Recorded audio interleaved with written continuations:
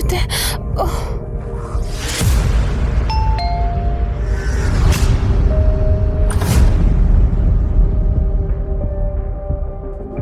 ಮಯೂರ್, ನೀನ್ ಯಾವಾಗ ಆಚೆಗೆ ಹೋದೆ? ಇಂಚರ, ಏನಿದ್ ನಿನ್ ವೇಷ? ಈ ರೀತಿ ಇದೆಯಾ? ನಿನ್ ಬ್ಯಾಚುಲರ್ ಪಾರ್ಟಿ ಆಯ್ತಾ? ಮಯೂರ್, ನನ್ ಮಾತು ಕೇಳು. ನನ್ನ ಹತ್ರ ಬರ್ಬೇಡ. ನಿನ್ನ ಬಾಯಿಂದ ನನ್ನ ಹೆಸರು ಹೇಳ್ಬೇಡ. ಈ ಬೆಡ್, ಈ ಬಟ್ಟೆಗಳು, ಮತ್ತೆ ಈ ಟೈ, ಮತ್ತೆ ಡ್ರಿಂಕ್ಸ್ ಬೇರೆ, ನನಗಿಲ್ಲಿ ಏನಾಗಿದೆ ಅಂತ ಗೊತ್ತಾಗ್ತಾ ಇದೆ. ಇನ್ 2 ದಿನದಲ್ಲಿ ನಮ್ಮ ಮದ್ವೆ. ಆದ್ರೆ ನೀನು ರಾತ್ರಿ ಯಾರ್ದೋ ಜೊತೆ? ಇಲ್ಲ. ನಿನ್ನ ನಾನೀಗ ಹೇಗ್ ಮದ್ವೆ ಆಗ್ಲಿ?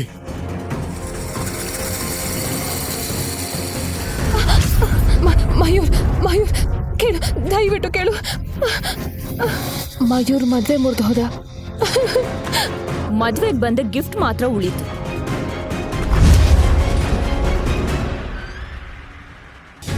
ಆದ್ರೆ ಮದ್ವೆ ಆಗ್ಲಿಲ್ಲ. ನನ್ ರೆಂಕಗೆ ಏನೇನೋ ಹಾಕಿದ್ದು ದೀಪಿಕಾ. ಅವಳು ನನಗೆ ತುಂಬಾ ದೊಡ್ಡ ದ್ರೋಹ ಮಾಡಿದ್ಲು. ದೀಪಿಕಾ, ಇಷ್ಟ ಅನ್ಯಾಯ ಮಾಡಿದ್ಯಾ ನನಗೆ ನೀನು? ಯಾಕೆ? ನಾನು ಮಯೂರ್ಗೆ ನಾದ್ನೆ ಆಗ್ಬೇಕು ಅಂತ ಬಯಸ್ಲಿಲ್ಲ. ಅವನ್ ಹೆಂಡತಿ ಆಗ್ಬೇಕು ನಾನು. ಕೇಳು ಇಂಚರ, ನಿನ್ನ ಖುಷಿಯಾಗಿರಕ್ ಬಿಡಲ್ಲ.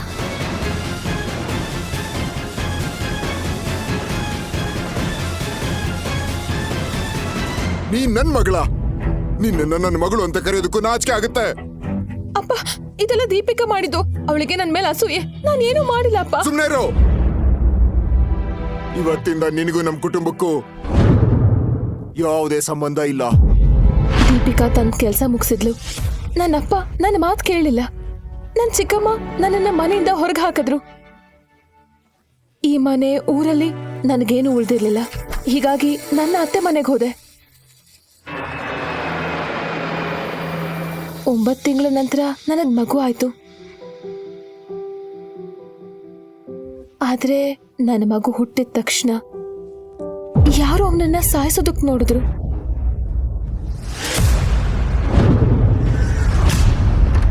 ಅಯ್ಯೋ, ಯಾರ್ ನೀನು? ಏನ್ ಮಾಡ್ತಿದ್ಯಾ? ನನ್ನತ್ತೆ ನನ್ನನ್ನ ಕಾಪಾಡಿದ್ರು. ಅವನ್ ಯಾರಂತ ಹುಡುಕದ್ರ? ನನಗವನ್ ಯಾರು ಅನ್ನೋದು ಗೊತ್ತಿಲ್ಲ. ಆದ್ರೆ ಅವನು ನಿನ್ ಮಗನ್ ತಂದೆ ನಾನು ಅಂತ ಜಪಿಸ್ತಿದ್ದ. ಅಂದ್ರೆ ಅದನ್ನ ಹೋಟೆಲ್ನಲ್ಲಿ ನನ್ನ ಜೊತೆ ಇದ್ದವನವನೇ. ಆದ್ರೆ ಅವನ್ ಯಾರು?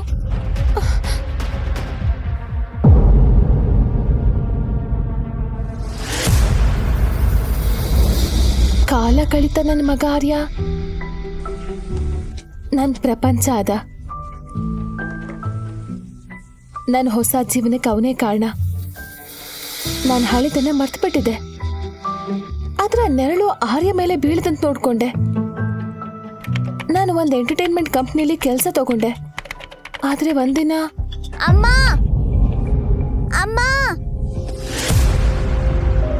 ಅಮ್ಮ ಬೇಗ ಬಾ. ಆರ್ಯ, ಆರ್ಯ, ನಾನು ಅಪ್ಪನ್ ನೋಡ್ದೆ. ನೋಡು, ನಮ್ಮಿಬ್ಬರ ಕೈಯಲ್ಲೂ ಒಂದೇ ಮಾರ್ಕ್ ಇದೆ.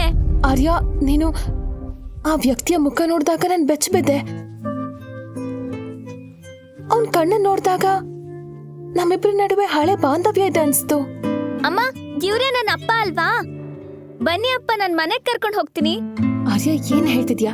ಅವ್ರು ನಿನ್ನಪ್ಪ ಅಲ್ಲ. ನಮ್ ಮ್ಯಾನೇಜರ್ ಬಂದ್ರೆ ಅವ್ರು ನನಗ್ ಬೈತಾರಷ್ಟೇ.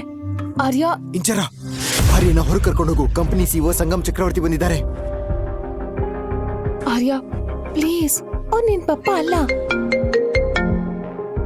ಹಲೋ ಇಂಚರ, ಈಗ್ಲೇ ನನ್ನ ಕ್ಯಾಬಿನಿಗೆ ಬಾ. ಸರಿ ಸರಿ ಸರಿ. ಅಯ್ಯೋ ದೇವ್ರೆ. ಆರ್ಯ, ನನ್ ಕ್ಯಾಬಿನಲ್ಲಿ ಕೂತ್ಕೋ, ನಾನ್ ಬರ್ತೀನಿ. ಅವ್ನು ನಿನ್ ಮಗನ?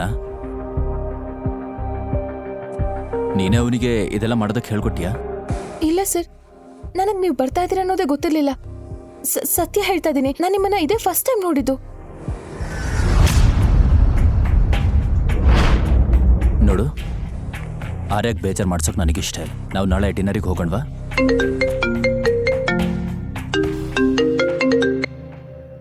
ನನ್ನ ಜೀವನಕ್ಕೆ ಹೊಸ ಪ್ರಾರಂಭ ಸಿಗ್ತಾ ಇದೆ ಅಂತ ನಾನು ಸಂತೋಷ ಪಟ್ಟೆ. ಅಷ್ಟರಲ್ಲಿ ನನಗೆ ಒಂದು ಫೋನ್ ಬಂತು. ಸ್ಕ್ರೀನಲ್ಲಿ ಅಪ್ಪನ ಹೆಸರು ನೋಡಿ ನಾನು ಗಾಬರಿ ಆದೆ. 6 ವರ್ಷಗಳ ನಂತರ ನನ್ನ ಅಪ್ಪ ಫೋನ್ ಮಾಡಿದ್ರು. ಅಪ್ಪ ಅವ್ರು ಹುಷಾರ್ ತಪ್ಪಿದ್ರು. ಕೊನೆ ಸಲ ನನ್ನ ನೋಡ್ಬೇಕು ಅಂತ ಹಂಬಲಿಸ್ತಾ ಇದ್ರು. ನಾನ್ ತಡೆದುಕೊಳ್ಳಲಾಗದೆ ಆರಿನೊಂದಿಗೆ ಮರುದಿನ ನಾನು ಊರಿಗೆ ಹೋದೆ. ಆದ್ರೆ ಅಲ್ಲಿ ಏನ್ ನಡೀತು ಅಂದ್ರೆ ಅದು ನನ್ನ ಜೀವನವನ್ನೇ ಅಲ್ಲೂಲ ಕಲ್ಲೂಲ ಮಾಡ್ತು. ಅಪ್ಪ, ಹೇ ಇಂಚರ,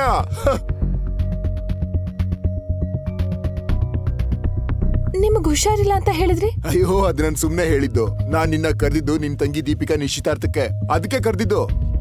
ಅದಲ್ಲದೆ ನಿನ್ಗಾಗಿ ನಾನೊಂದು ಉಡುಗೊರೆ ಕೂಡ ತಂದಿದ್ದೀನಿ. ಬಾ ಬಾ ಕುಳಿತುಕೋ, ಬಾ ಕುತ್ಕೋ, ಏನಾದ್ರೂ ತಿನ್ನು. ಒಂದ್ ನಿಮಿಷ ಬಂದೆ. ಇಂದು ದೀಪಿಕಾ ನಿಶ್ಚಿತಾರ್ಥ. ಆದ್ರೆ ಗಂಡ್ ಯಾರು ಅಂತ ನೋಡಿದಾಗ ನನಗ್ ಶಾಕ್ ಆಯ್ತು. ಅವಳು ನನ್ ಎಕ್ಸ್ ಫಿಯಾನ್ಸಿ ಮಯೂರನ್ನ ಮದ್ವೆ ಆಗ್ತಿದ್ಲು. ಕೊನೆಗೋಳು ಮಯೂರನ್ನ ತನ್ ಬಲೆಗೆ ಹಾಕೊಂಡಿದ್ಲು. ನಂತರ ದೀಪಿಕಾ ಮಯೂರ್ ಜೊತೆ ನನ್ ಬಳಿ ಬಂದು ಹೇಳಿದ್ಲು, ನಿನ್ಗೆ ನಾಚಿಕೆ ಆಗಲ್ವಾ? ನಮ್ ನಿಶ್ಚಿತಾರ್ಥಕ್ಕೆ ನಿನ್ನ ಈ ಮಗುವನ್ ಕರ್ಕೊಂಡ್ ಬಂದಿದ್ಯಾ? ದೀಪಿಕಾ, ನಿನಗೆಷ್ಟು ಧೈರ್ಯ? ನನ್ ಆರ್ಯ ಬಗ್ಗೆ ಒಂದ್ ಮಾತ್ ಸಹ ಆಡ್ಬೇಡ, ಹುಷಾರ್. ಏನ್ ಮಾಡ್ತೀಯ? ಮಾತಾಡಿದ್ರೆ ಅವನೇನ್ ರಾಜ್ಕುಮಾರನ? ನಾನು ಹಲವಾರು ಬಾರಿ ಹೇಳಿದೀನಿ. ಆ ರಾತ್ರಿ ಬಗ್ಗೆ ನನಗೇನು ನೆನಪಿಲ್ಲ. ಯಾರು ನನ್ನನ್ನ ಬೇಕು ಅಂತ ಅಲ್ಲಿ ಬಿಟ್ಟಿದ್ದಾರೆ. ಓ, ಮತ್ತೆ ಸುಳ್ಳು ಹೇಳ್ತಿದ್ಯಾ? ಜಗತ್ನಲ್ಲೇ ನಿನಗಿಂತ ಒಳ್ಳೆ ಹುಡುಗಿ ಬೇರೆ ಯಾರು ಇಲ್ಲ ಅಲ್ವಾ? ಮಯೂರ್, ಅವಳು ಬೆಂಗಳೂರಲ್ಲಿ ಸ್ವಂತ ಮನೆ ಹೇಗ್ ಮಾಡಿದ್ಲು ಅಂತ ಕೇಳು. ಎಷ್ಟು ದೊಡ್ಡ ಶ್ರೀಮಂತನ ಬಲೆಗ್ ಹಾಕೊಂಡಿರ್ಬೋದು, ಯೋಚನೆ ಮಾಡು. ಇಂಚರ, ನಾನ್ ನಿನ್ ಜೀವನ ಸ್ವಲ್ಪ ಸುಧಾರಿಸ್ಲಿ ಅಂತ ನಾನಿದ್ರೆ ನೀನು ನಿನ್ನ ಹಠ ಬಿಡ್ತಾನೇ ಇಲ್ಲ. ನಾನ್ ನಿನ್ ಮದ್ವೆ ಬಗ್ಗೆ ಮಾತಾಡಿದೀನಿ. ನಿಂಗೆ ಒಬ್ರನ್ನ ಪರಿಚಯ ಮಾಡ್ಬೇಕು. ಬಾ ಮಿಸ್ಟರ್ ಕರುಣಾಕರನ್.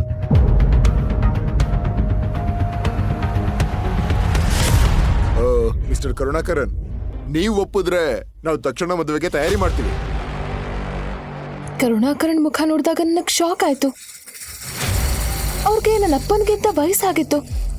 ಅವ್ರನ್ನ ನಾನು ಟಿವಿಲಿ ಹಲವಾರು ಬಾರಿ ನೋಡಿದ್ದೆ. ಅವರು ಮಹಿಳೆಯರ ಮೇಲೆ ಕಿರುಕುಳ ನೀಡಿದ ಪ್ರಕರಣಕ್ಕೆ ಹಲವಾರು ಬಾರಿ ಜೈಲಿಗೆ ಹೋಗಿದ್ರು. ನಾನು ಕೋಪದಿಂದ ಅಪ್ಪನನ್ನ ನೋಡಿ ಅಲ್ಲಿಂದ ಹೊರಡಲು ಸಿದ್ಧವಾದೆ. ಇಂಚರ, ನಡಿ ಆರ್ಯ. ಇಂಚರ, ದೊಡ್ಡವರಿಗೆ ಮರ್ಯಾದೆ ಕೊಡ್ಬೇಕು ಅಂತ ಗೊತ್ತಾಗಲ್ವಾ? ಮಿಸ್ಟರ್ ಕರುಣಾಕರ್ಗೆ ಬೇಜಾರಾಗಿರುತ್ತೆ. ಅಪ್ಪ, ಅವ್ನ್ ಮನುಷ್ಯ ಅಲ್ಲ, ರಾಕ್ಷಸ. ಎಷ್ಟ್ ಮಹಿಳೆಯರು ಅವ್ರ ಮೇಲೆ ಕೇಸ್ ಹಾಕಿದ್ದಾರೆ. ಆದ್ರೂ ನೀನು ನನ್ನನ್ನ ನರಕಕ್ಕೆ ತಳ್ತಾ ಇದ್ಯಾ? ಅವನು ಶ್ರೀಮಂತ. ಶ್ರೀಮಂತರ ಎಲ್ಲ ತಪ್ಪಿಗೂ ಕ್ಷಮೆ ಇರುತ್ತೆ. ನೀನು ಅವನನ್ನ ಮದುವೆ ಆಗ್ಬೇಕು ಅಷ್ಟೇ. ಅದ್ರ ಬದಲಿಗೆ ಅಪ್ಪ ಮಾತನ್ನ ಮಧ್ಯದಲ್ಲೇ ನಿಲ್ಸಿದ್ರು. ಆದ್ರೆ ನನಗೆ ಅನುಮಾನ ಬಂತು. ಅದ್ರ ಬದಲಿಗೆ ಏನಪ್ಪ? ಬದಲಿಗೆ ನಿನ್ನ ತಾಯಿ ಕೆಮಿಕಲ್ ಫ್ಯಾಕ್ಟ್ರಿನ ಮಯೂರ್ ಹೆಸರಿಗೆ ಮಾಡಬೇಕು. ಆಗಷ್ಟೇ ದೀಪಿಕಾ ಅವನನ್ನ ಮದುವೆ ಆಗ್ಬೋದು. ಓಹ್ ಗಾಡ್, ಇಲ್ಲ, ಸಾಧ್ಯನೇ ಇಲ್ಲ. ನಾನಿರೋವರೆಗೂ ಆ ಫ್ಯಾಕ್ಟ್ರಿ ಯಾರ ಹೆಸರಿಗೂ ಹೋಗೋದಿಲ್ಲ ಮತ್ತು ನಾನು ಅವರಿದ್ದ ಕರುಣಾಕರನನ್ನ ಮದುವೆ ಆಗೋದಿಲ್ಲ. ಅಪ್ಪ ಕೊಟ್ಟ ಡ್ರಿಂಕ್ ನಲ್ಲಿ ಏನೋ ಇತ್ತು. ನನಗೆ ಜ್ಞಾನ ತಪ್ಪಿತು.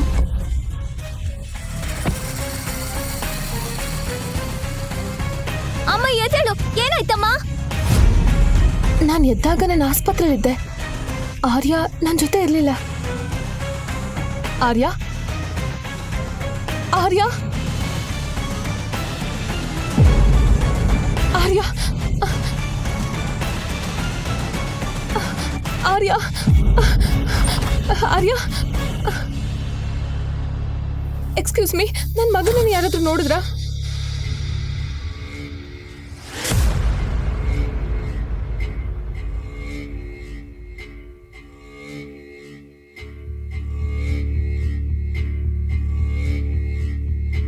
ಲೆಟರ್ ಓದಿದಾಗ ನನ್ ಜಗತ್ತೇ ಕುಸಿದಂತಾಯ್ತು.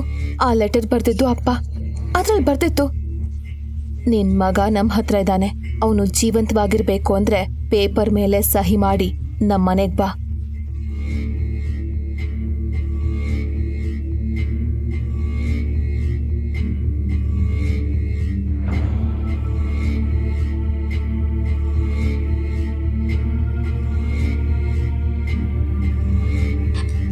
ಏನಾದ್ರೂ ಮಾಡ್ಬೇಕು.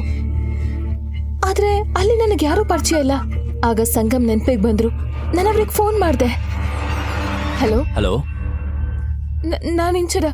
ಸಂಗಮ್ ಅವರೇ, ನನಗೆ ನಿಮ್ ಸಹಾಯ ಬೇಕು. ಯಾರು ನನ್ನ ಮಗ ಆರ್ಯನನ್ನ ಕಿಡ್ನಾಪ್ ಮಾಡಿದ್ದಾರೆ. ದಯವಿಟ್ಟು ಸಹಾಯ ಮಾಡಿ, ದಯವಿಟ್ಟು. ಇಂಚರ, ಇಂಚರ, ಚಿಂತೆ ಮಾಡಬೇಡ. ಅವನಿಗೇನು ಆಗೋದಿಲ್ಲ. ನಾನು ಈಗಲೇ ಫ್ಲೈಟ್ ತಗೊಂಡು ಅಲ್ಲಿಗೆ ಬರ್ತೀನಿ. Hello hello. ನನ್ ಕೊನೆಯ ಹೋಪ್ ಸಂಗಮ್ ಆಗಿದ್ರು, ಆದ್ರೆ ಅವರು ಈ ಸಿಟಿಲಿ ಇರ್ಲಿಲ್ಲ. ಏನಾದ್ರೂ ಮಾಡಿ ಆರ್ಯನನ್ನ ಕಾಪಾಡ್ಬೇಕು.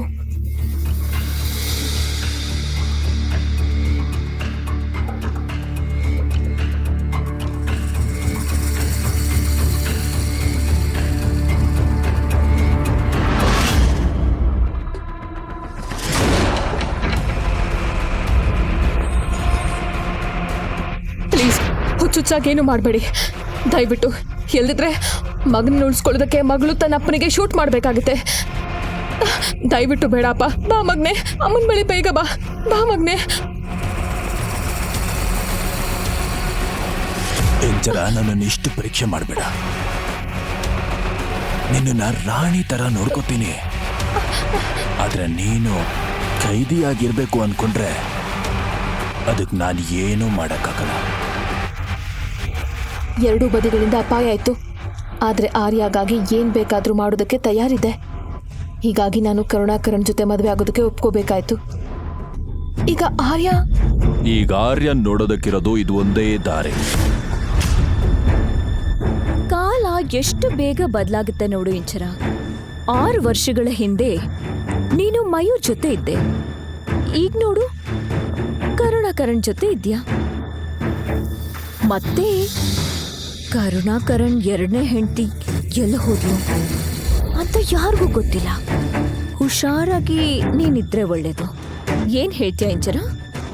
ದೀಪಿಕಾ, ನೀನ್ ಹುಷಾರಾಗಿರು. ಯಾಕಂದ್ರೆ ಮಯೂರ್ ನಿನ್ನ ಮದುವೆ ಆಗ್ತಿರೋದು ನನ್ನ ಆಸ್ತಿ ಬೇಕು ಅಂತ. ಆ ಆಸ್ತಿಯನ್ನು ಪಡೆದ ಮೇಲೆ ಅವ್ನು ನಿನ್ನ ಬಿಟ್ಟು ಹೋದ್ರೆ ಏನ್ ಮಾಡ್ತೀಯ? ಇಂಚರ, ಮಯೂರ್ ಬಗ್ಗೆ ಒಂದು ಮಾತು ಆಡ್ಬೇಡ. ನಿಂಗೆ ನಿನ್ನ ಮಗನ್ ಜೀವದ ಬೆಲೆ ಗೊತ್ತಿಲ್ವಾ? ಅದಕ್ಕೆ ಏನು ಡ್ರಾಮಾ ಮಾಡ್ಬೇಡ, ಗೊತ್ತಾಯ್ತಾ? ಜಾಗ್ರತೆಯಿಂದ ಕೇಳು. ನೀನು ಕರುಣಾಕರನ್ನ ಮದುವೆ ಆಗೋದು ಎಲ್ಲರ ಹಿತಕ್ಕೆ. ಬಾ. ಇಲ್ಲಪ್ಪ, ಬಾ. ಇಲ್ಲ. ಬಾಯ್ ಮುಚ್ಚು.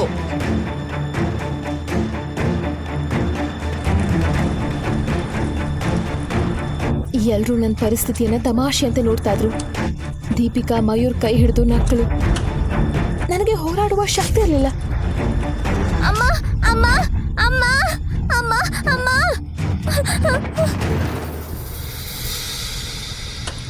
ನಡೀತಾ ಇದ್ದಿದ್ದು ನನ್ನ ಮದ್ವೆನ. ನನಗೆ ಕಾಣಿಸಿದ್ದು ಕರುಣಾಕರಣ ಕ್ರೂರ ಕಣ್ಣುಗಳು ಮಾತ್ರ. ಅಮ್ಮ,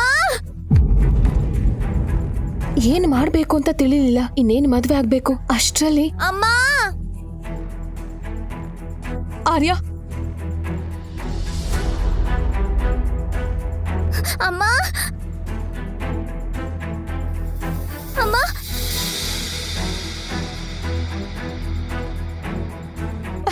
ನೀನ್ ಆರಾಮಾಗಿದ್ಯಾ? ಅಮ್ಮ, ನೀನೀಗ ಮದ್ವೆ ಆಗ್ಬೇಕಾಗಿಲ್ಲ. ನಾನು ಈ ಮದ್ವೆ ಆಗಲ್ಲ. ಇದೇನ್ ಡ್ರಾಮಾ ಇಂಚರ? ನಿನಗೆ ನಿನ್ ಮಗ ಜೀವಂತವಾಗಿ ಬೇಕೋ ಬೇಡವೋ? ನನಗ್ ಸಾಕಾಗಿದೆ. ನಾನ್ ನಿನ್ ಹೆದ್ರಲ್ಲ ಅಪ್ಪ.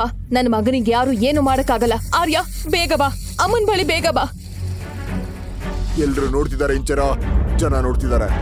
ಅರ್ಥ ಮಾಡ್ಕೋ, ಇದಕ್ ನೀನು ಬೆಲೆ ಕಟ್ಬೇಕಾಗುತ್ತೆ. ಮೊದ್ಲು ನನ್ನ ಮಗನನ್ನ ಅಪಹರಿಸ್ದೆ, ನಂತರ ಬಲವಂತವಾಗಿ ನನ್ನ ಮದುವೆ ಮಾಡಿಸ್ತಾ ಇದ್ಯಾ. ಈಗ ಒಳ್ಳೆಯವನಂತೆ ನಡೆಸ್ತಾ ಇದ್ಯಾಪ್ಪ. ಎಷ್ಟು ದೊಡ್ಡ ಅವಮಾನ!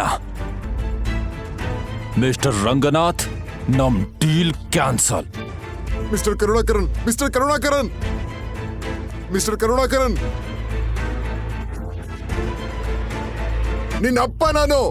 ನಿನಗೆ ಒಳ್ಳೇದಾಗ್ಲಿ ಅಂತ ಹೀಗ್ ಮಾಡಿದ್ದೆ. ನನಗಿಂತ ವ್ಯಕ್ತಿ ಜೊತೆ ಮದ್ವೆ ಮಾಡ್ಸಕ್ ಹೋಗಿದ್ದೆ ನೀನು. ನೀನೇ ರಾಕ್ಷಸ. ನಾನ್ ರಾಕ್ಷಸ ಆದ್ರೆ ನೀನೇನ್ ದೇವತೆನಾ? ಅಪ್ಪ, ನೀವ್ ಮತ್ತೆ ಇವಳನ್ನ ನನ್ನ ತಂಗಿ ಅಂತ ಕರೆಯೋದಕ್ಕೂ ನನಗ್ ನಾಚಿಕೆ ಆಗ್ತಿದೆ. ಅವಳಿಗೆ ಎಷ್ಟು ಒಳ್ಳೆ ವರನನ್ನ ನೋಡಿದೀರಾ, ಆದ್ರೆ ಅವಳು ವರ್ತನೆ ನೋಡಿ. ನೀನು ಮತ್ತೆ ನಿನ್ ಮಗ ನನ್ನ ಹಿಡಿತದಿಂದ ತಪ್ಪಿಸ್ಕೊಳಕ್ಕಾಗಲ್ಲ. ಯಾರಾದ್ರೂ ಆ ಮಗುವಿಗೆ ತೊಂದ್ರೆ ಕೊಟ್ರೆ ನನ್ ಕೆಟ್ಟ ಮುಖನ ನೋಡ್ಬೇಕಾಗುತ್ತೆ.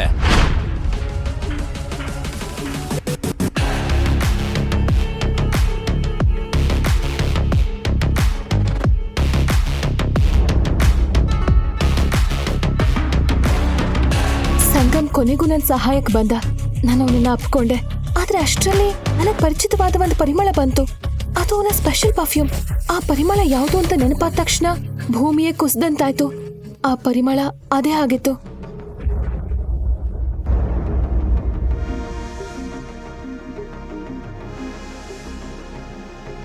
ಇಂಚರ ನೀ ನನ್ನನ್ನು ಮದುವೆ ಆಗ್ತೀಯಾ?